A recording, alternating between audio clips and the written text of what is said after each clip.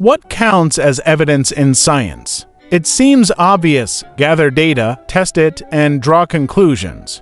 But it's not that simple. Evidence isn't just about facts, it's about how we interpret, question, and use them to build knowledge. Let's start with the basics. Evidence is information or data that supports or challenges a claim. In science, it's the foundation of hypotheses and theories. But not all evidence is the same. It needs to be observable, repeatable, and, most importantly, open to falsification.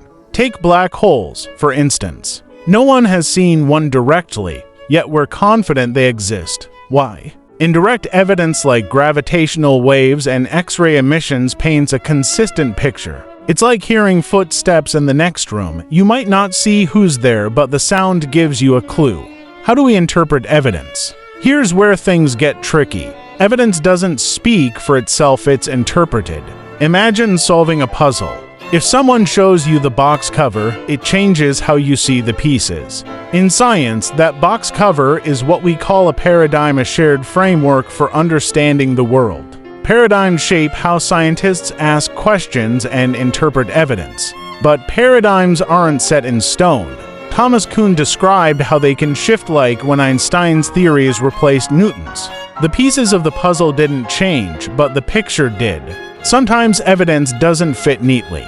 Plate tectonics, for example, was initially dismissed even with compelling fossil and geological evidence. It wasn't until new data from seafloor mapping emerged that scientists accepted it. This shows how evidence evolves and how acceptance often depends on timing and context. Karl Popper argued that science isn't about proving things but testing them. A good theory makes bold predictions that could be wrong. For Popper, the strength of science lies in its willingness to discard ideas that don't hold up.